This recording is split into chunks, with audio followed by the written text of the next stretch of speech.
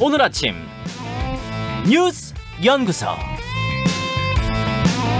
오늘 아침 뉴스의 맥을 짚어드리는 시간 뉴스 연구소. 오늘도 두 분의 연구원 나오셨어요. CBS 김정훈 기자, 뉴스톱 김준일 대표, 어서 오십시오. 예, 안녕하십니까. 첫 번째로 연구해볼 뉴스 뭡니까? 윤석열 검찰총장이 신드롬에 가까운 그 지지율 오름세를 보이고 있습니다. 여론조사 기관 한길리서치가 쿠키뉴스 의뢰로 지난 7일에서 9일 사이 전국 18세 이상 유권자 1,022명을 상대로 조사한 결과 대권 주자 가운데 윤석열 총장을 지지한다는 응답이 24.7%로 가장 높았습니다. 네. 이낙연 대표는 22.2%로 2위, 이재명 지사는 18.4%로 3위를 차지했는데요. 윤 총장이 지지율 1위에 오른 것은 이번이 처음입니다. 오차 범위긴 한데, 그렇죠? 오차 범위 내기는 하지만 1위를 차지한 건 이제 처음이고, 더 중요한 거는 이 뭐 1위냐 아니냐를 떠나서 모든 여론조사에서 상승세가 뚜렷한 것. 이건 뭐 분명한 팩트죠. 그렇습니다. 예. 또 더군다나 현재 검찰총장이요. 아무튼 1위에 대한 반응은 어떻습니까? 뭐 여야는 불쾌하거나 떨떠름하다 이런 반응을 좀 보이고 있는데요. 추미애 법무장관은 국회에서 대권 후보 1위로 등극했으니 차라리 정치를 하라 이렇게 말을 날렸고요. 국민의힘 주호영 원내대표는 여론조사에 큰 의미를 두고 싶지 않다면서도 이 정부의 폭정, 추미애 장관 행태에 국민이 반발하는 것이 아니겠느냐 이렇게 평가를 했네요. 네. 오차 범위 95% 신뢰 수준의 플러스 마이너스 3.1%포인트인데, 김준일 대표. 예. 이 윤석열 현상, 뭐 윤석열 신드롬 이렇게 이름을 좀 붙일 만한 상황이에요. 예. 어떻게 보세요? 일단 어제 이제 언론 보도 기사를 제가 주요 언론의 제목을 4가지를 가져왔습니다. 예, CBS 노컷뉴스가 이렇게 했어요. 윤석열 1위로 올라서자 민주당도 당혹, 국민의힘도 부담. 당혹과 부담. 예. 국민일보는 때릴수록 커진 추미애 장관의 추 여당이 만든 비정상적 결과. 중앙일보는 지지율 1위 윤석열 신드롬, 영남보다 더 민다 충청 대망론. 동아일보 추미애, 윤석열 사퇴하고 정치하라. 국민의힘, 추미애 장관이야말로 물러나야. 뭐 이제 요 VS 형태로 제목을 달았네요. 이제 이 흐름을 보면은 이제 다 보이는 거죠. 일단 지금 정치권은 당혹하거나 좀 떨떠름하거나 그런 거죠. 국민의힘에서는 국민의힘 지지 일단 없어요. 그 안에 그 유의미하게 뭐 받은 분이 없습니다. 지지율 그래프 한번 보여주세요. 네. 이 여론조사의 지지율 그래프 한번 보여주십시오. 심상정 3.4, 그러니까 심상정 의원이야 뭐 국민의힘 의원 아니니까. 예. 안철수 의원 4.2, 이분 이제 아니니까. 홍준표 5.6. 예. 그러니까 없네요. 그 다음에 국민의힘 소속이 지금 아무도 없습니다. 일단 유의미하게. 홍준표 의원도 무소속이니까 사실상. 안철수, 홍준표 그러니까 아예 네. 전멸이다. 그러니까 이게 지금 국민의힘이 얼마나 지금 그러니까 질이 멸렬한지를 오히려 보여주는 그런 상황이에요. 근데 중요한 거는 그겁니다. 그럼 왜 떴느냐? 네. 그러면 뭐 여기에서 언론에서도 지적을 하고 있지만 이거는 여당이 만들어줬다. 예전에도 말씀드렸지만은. 일단은 인지도하고 지지율은 직접적인 연관관계가 있습니다. 알아야지 지지를 할 거 아닙니까? 그러니까 그게 페이머스든 노터리우스든 예. 일단은 인지도가 높으면 여론조사에서 유리하다. 유리해요. 예. 그런데 지금 언론에서 제일 많이 나온 게 어제 오늘 그제 계속 뭐 네이버 이런 데 상단에 있는 게 윤석열 총장 이름이 계속 나오고 있어요. 대통령보다 더 나올 수도 있어요. 언론 만약 검색을 해보면은. 그 정도로 많이 나오고 그거를 만들어준 거는 계속 추미애 장관 여당에서 계속 때리니까 점점 인지도는 높아지는 이런 역설 뭐 패러독스가 이제 발생을 하는 거고 네. 제일 중요한 거는 이거 누가 지지하느냐 왜 지지하느냐 분석이 좀 들어가야 될 것 같아요. 누가 1위 표를 만들어줬는가? 어떤 분들인가요? 지지층? 일단은 국민의힘 지지층은 62% 지지합니다. 예. 그리고 국민의당 지지가 31.9, 정의당 지지자가 13.9, 민주당 지지자는 4.8. 그러니까 주목할 거는 정의당 지지자도 상당히 많아요. 정의당 몇 퍼센트라고요? 13.9%요. 14.9가 윤석열 13.9. 13.9가. 이런 상황인 거예요. 그리고 이제 중도층이라고 불리는 사람들이 윤석열 총장이 27.3% 해서 평균보다 2.6%포인트 높습니다. 지금. 게다가 충청도가 33.8%로 가장 높아요. 지역별로 볼 때는 충청이 제일 많이 지지한다. 충청이 제일 많다. 그다음에 뭐 소위 말 PK 30.4, TK 27.3, 뭐 인천, 경기, 서울 순으로 나와요. 윤 총장은 서울 출신이지만은 부친인 윤기중 연세대 명예교수가 충남 공주 출신이라서 네. 충청권으로 분류가 됩니다. 크게 보면은. 그러니까 뭐 어느 권 후보냐 이렇게 볼 때. 그러니까 충청도 분들이 이제 투사를 하는 거예요. 왜냐하면 지금 대권 후보 중에 이재명, 홍준표, 유승민은 TK, 네. 안철수 PK, 이낙연 호남, 오세훈 서울, 원희룡 제주, 충청도가 없어요. 거론되는 분들의 그러니까 충청도가 이제 하는 거고 투사를 하는 거고 그러다 보니까 이제 전체적으로 이게 성향이 어떠냐면은 네. 약간 온건한 분들. 네. 근데 문재인 정부의 마음에 안 드는 분들. 그렇다고 국민의힘도 약간 찍기를 이런 분들이 상당히 뭉쳐 있다는 거예요. 현 정권에 대해서 비판적인데 그렇다고 또 국민의힘은 아니야. 이런 분들이 갈 곳이 없다가 윤석열이라는 대안을 만났다. 진보 보수의 프레임이 아니라 이거면 강경파, 온건파 혹은 타협파와 비타협파 구도로 봐야 될 것 같아요. 그러니까 약간 이를테면은 여당이 분열적 정치를 하고 있다. 뭐 토착 왜고를 찾고 이를테면 이런 분열적 정치를 하고 있다라고 인식하는 분들이 꽤 많거든요. 그런 분들이 국민의힘을 안 지지하는 분들이 지금 윤석열한테 모였다라는 건데 그렇다면 확장성도 있어요. 왜냐하면은 강경보수층에서는 아직 안 지지하고 있거든요. 윤석열 총장을. 네, 정말로 윤석열밖에 없다. 네. 반문재인 전선엔 윤석열밖에 없다라고 인정을 하게 되면 모든 보수 진영이 그러면 네. 더 늘어날 가능성도 지지율이 올라갈 가능성도 있는 거죠. 이른바 강경보수 뭐 이른바 네. 더 가자면 이제 태극기라고 예, 예. 지금 불리는 그분들은 지금 지지 안 하고 있는데 안 하죠. 윤석열밖에 대안이 없다라고 생각하면 글로 몰릴 수도 있다. 그렇죠. 그럼 네. 지지율 더 오를 수도 있다. 근데 그거는 앞으로의 시나리오니까 지켜봐야 되는데 어쨌든 여당이 덜 때리면은 확실하게 덜 오를 거는 확실합니다. 그거는. 예. 이 현상을 두고 그러니까 세 축이 고민이 있을 것 같아요. 야당으로서는 지금 말씀하신 것처럼 이렇다하게 내세울 수 있는 후보가 없는 야당으로서는 이제 윤석열 총장과의 관계를 어떻게 좀 맺을 것인가. 이분이 실제 그 국민의힘의 대권 주자로 서진 않더라도 어떻게든 지지율 상승의 마중물로 좀 이렇게 활용할 수 있을 것인가를 고민할 수밖에 없을 것 같고요. 또 여당으로서는 때리면 때릴수록 오르는데 어떡하나? 덜 때려야 되나? 안 때려야 되나? 그럼 그 상황은 또 어떻게 펼쳐질까 고민하지 않을 수 없을 겁니다. 추미애 장관이랑 카드를 또 어떻게 할 것인가에 대한 고민도 있겠어요. 그렇습니다. 또 마지막으로 윤석열 총장 본인의 고민도 있을 거예요. 뭐 지금까지 혹여나 지금까지는 정치에 관심이 없었다고 할지 모르겠지만 이제 지지율 1위까지 본 이상 윤 총장의 마음이 과거와 같을 수는 없을 겁니다. 어떻게든 정치에 대한 생각을 안 할 수는 없을 것으로 지금 짐작이 되는데 문제는 이런 분들이 꽤 많았어요. 제3 후보들이. 네. 예전에 보면은 뭐 이인재, 정몽준, 문국현, 안철수, 반기문 이런 분들이 쭉 많았는데 결국은 꿈을 이루기 위해서는 양당 구도에서 어느 한쪽에 확실히 마음을 좀 가져와야 되거든요. 네네. 그렇다면 이제 윤 총장 스스로도 내가 어떤 식으로 어디를 향해서 어떤 메시지를 이제 슬슬 던져야 되겠다 하는 고민을 안 할 수가 없을 것 같습니다.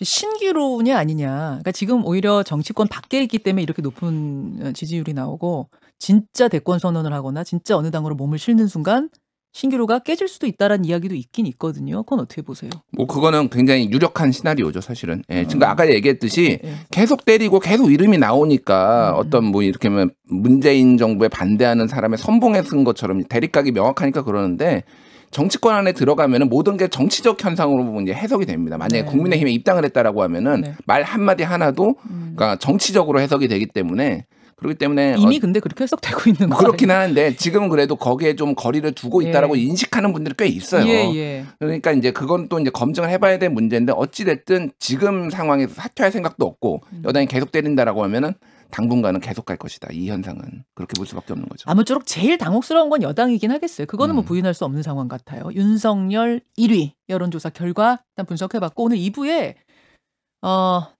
국민의힘 중진 권영세 의원 인터뷰가 있거든요. 뭐 이 주제 때문에 인터뷰하는 건 아니지만 이 질문 좀 드려보겠습니다. 두 번째 연구 주제로 가죠. 네, 새로운 한미 관계를 이끌 두 사람 문재인 대통령과 바이든 당선인이 곧 유선으로 상견례합니다. 오늘 중에 통화가 이뤄질 것 같은데요.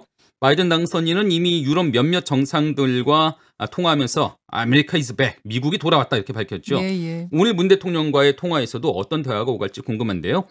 문재인 대통령은 어제 외교안보 분야 그 원로와 특보들도 이렇게 만나서 네. 새로운 한미 관계 또 북미 관계에 대한 우리의 입장을 정리를 한 것으로 알려졌습니다. 네. 한편 바이든 당선인이 첫 공식 행보로 필라델피아에 있는 한국전 참전 기념비를 찾아서 헌화했습니다. 네. 미국 제향 군인의 날을 맞은 그런 행사이긴 하지만 그 동맹 강화 메시지도 함축하고 있어서 관심을 끌고 있습니다. 언제 통화를 하느냐, 통화를 하긴 하느냐 이렇게 주목했던 이유가 바이든이 우리나라와 한반도 문제에 얼마나 관심을 갖고 있는지 우리가 좀 확인하고 싶었거든요. 그런 게 있었잖아요. 예, 어떤 얘기들 오갈까요? 근데 일단은 지금 상황이 미국 상황이 좀 복잡해요, 사실은. 복잡하죠. 뭐 대선 불복에다가 뭐 재검표에다가 그러기 때문에 지금 상황에서 뭔가 뭐 깊이 있는 얘기를 하기에는 좀 애매하고 네. 게다가 트럼프 대통령이 저렇게 버티고 눈에 불을 켜고 있는데 뭔가 그렇게 하기 좀 그렇습니다. 그렇기 때문에 굉장히 원론적인 얘기가 나올 가능성이 높아요. 그러니까 지금 상황으로 보면은 다만 한미 동맹이 중요하다. 이 메시지는 이미 바이든 당선인이 이미 어제 헌화도 하면서 명확하게 밝힌 것이고 그 얘기가 이제 나올 것이고 근데 관심이 가는 거는 뭐 북미 관계, 종전 선언 뭐 이런 것들이 좀 뭐 직접적으로 언급이 될 것인가 이제 거기에 좀 초점을 맞출 필요가 있는데 첫 통화에서 그러기는 첫 통화에서는 쉽지 않아요. 예, 그리고 아까 말씀드렸지 이런 상황에서는 지금 힘들다라고 그래요. 봤을 때 진짜 원론적인 수준 그렇죠. 좀 그럴 것 축하 같아요. 인사 건네고 예, 상견례 정도. 근데 이제 통화 순서를 놓고 네. 일본의 스가 총리하고 우리하고 뭐 누구를 먼저 통화를 하느냐 막 이런 얘기도 있었잖아요. 어떻게 아마 되는 거예요? 오늘 그러니까 통화가 이루어진다면 오늘 정말 이렇게 시간차를 두고 한국과 아니면 일본과 이렇게 잇따라서 번갈아가면서 이렇게 통화를 할 것 같아요. 그래서 한국과 먼저 통화를 할 것이냐, 일본과 먼저 통화를 할 것이냐. 이것을 놓고도 사실 외교가에서 외교가뿐만 아니라 좀 그 궁금증이 일고 있습니다. 네. 안 정해진 거예요? 아직 뭐 드러난 바는 없는데 저는 사실은 이 부분이 적지 않은 메시지도 있을 수가 있다라는 생각을 해요. 바이든 지금 당선인 스스로가 좀 외교 전문가잖아요. 네. 이게 원론적으로는 그게 무슨 크게 의미가 있느냐 싶을 수도 있지만은 뭐 누구 몇십 분 빨리 통화하고 이게 뭐 그렇게 큰 상관이야 이럴 수도 있는데. 다만 그것이 어떻게 해석되는지 바이든 당선인은 알고 있을 겁니다. 외교 전문가로서. 그래서 이 순서에 대해서는 아마 깊이 고민을 하지 않았을까. 그 고민의 결과가 이제 오늘 드러나지 않을까 생각이 듭니다. 바이든은 알고 있다. 이 순서의 의미를. 그래서 어떤 어떻게 순서로 해석될지. 네. 자, 이런 가운데 한일 관계도 지금 뭔가 움직임이 조금씩 있는 거 아니에요? 네, 한미 관계뿐 아니라 지금 한일 관계도 변화의 계기를 좀 찾고 있는데요. 네. 박지원 국가정보원장이 일본 스가 총리를 찾아서 그 새로운 한일 관계 공동 선언을 제안하는 데 대한 후속 논의에 관심이 모아지고 있습니다. 박지원 원장 그제 일본에서 스가 일본 총리를 만나서 김대중 오부치 선언에 이은 새 한일 공동 선언을 제안했죠. 네. 21세기 새로운 한일 파트너십을 약속한 1998년 김대중 오부치 선언처럼 문재인 스가 선언으로 막힌 관계 돌파구를 열자는 그런 제안입니다. 하지만 현재까지 전해지는 일본의 반응은 좀 냉담한데요. 강제징용 문제를 한국이 풀기 전에는 관계 회복이 쉽지 않다 이런 입장입니다. 어쨌든 오늘은 또 한일 의원연맹 소속 여야 국회의원 7명이 다시 일본을 찾아 양국 관계 개선 방안을 논의합니다. 오늘 한일의원 연맹 소속 국회의원들이 가요? 네, 또 갑니다. 일본 가요? 예. 스가를 만나요? 그렇습니다.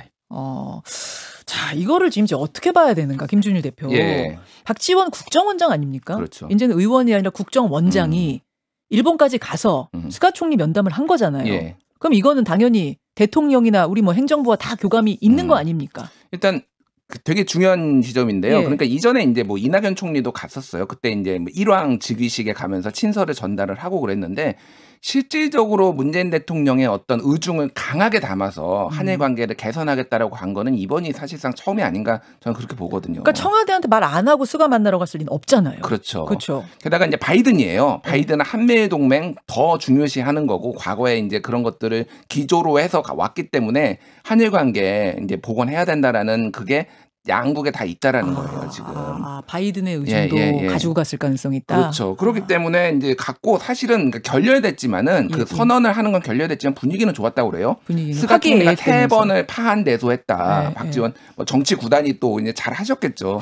그러니까 이제 물꼬는 튀었다. 그리고 문재인 대통령의 의중이 실렸다라는 거는 확인할 수 있는 이제 한일 관계가 물론 계속 이렇게 갈 수는 없다라는 거를 다만 이제 지금까지 어느 반일 정서 뭐 이제 이런 것도 뭐 여권에서는 토착외고 척결 뭐 이런 것들의 기조가 있었는데 대통령이 이렇게 돌아서면은 이게 어떻게 좀 받아들일 것인가의 문제가 사실 있는 거가 하나가 있고요. 아니 근데 핵심적인 건 지금 강제징용 배상 판결 문제가 그게 걸림돌이 된 건데 그걸 넘어서지 않고 뭔가 분위기가 달라질 수가 있습니까?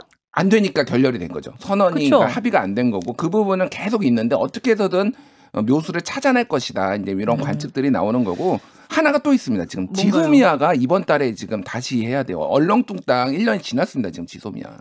지소미아 종료 시점이 다 됐나요? 11월 말이잖아요. 지소미아가. 그래서 1년이 지났는데 사실 언제든지 종료할 수 있다. 지소미아 얘기했지만 결국은 1년이 왔고 네네. 지금 또 그거를 둘러싸고 이번 달 말에 상당히 여러 가지 이제 얘기들이 나오겠죠. 그거가 어떤 시그널이 될지를 좀 지켜볼 필요가 있어요. 지금 이제 우리 청취자들 문자로 뭐가 우리가 급한가요? 일본하고 이렇게 살아도 계속 살아도 불편한 거 하나도 없습니다. 이런 분도 계시긴 합니다만 외교 문제라는 게 그렇게 단순하진 않죠. 우리 정부는 고민이 많죠.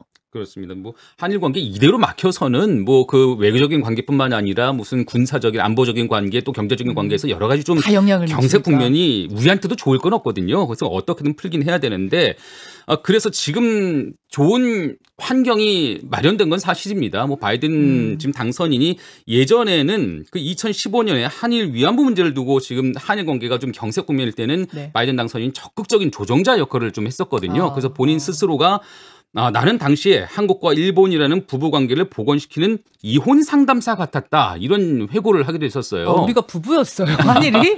예, 바이든의 표현에 따르면 그렇습니다. 예. 뭐 그 이상으로 지금 한일 관계가 경색된 상황이라 바이든 당선인의 역할이 주목이 되는 상황이고요. 또 스가 총리 역시 사실은 뭐 어제 그 박지원 국정원장을 만나서 이러저러한 얘기를 나눈 자체가 네네. 과거 아베 신조 총리와는 좀 다른 달라요. 면모를 보이고 있거든요. 달라요.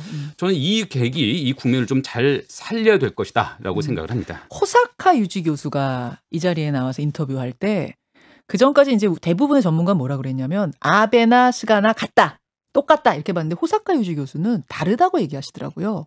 다르다. 아베와 스가는 다르다. 근데 지금 박지원 원장 만나고 또 오늘 우리 한일 의원연맹 소속 여야 의원들 만나고 하는 행보들 보면 뭔가 좀 다르긴 다를 수 있다라는 게 좀 보이긴 하네요. 바이든에 의해서 등 떠밀려서라도요. 네, 이혼 조정?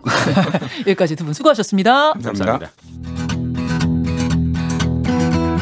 김현정의 뉴스쇼는 청취자 여러분의 참여로 이루어집니다. 트위터, 페이스북, 레인보우 게시판, 그리고 단문 50원, 장문 100원의 유료 문자 샵 1212, 우물정 1212 통해 참여하실 수 있습니다. 김현정의 뉴스쇼, 여러분과 함께 만듭니다.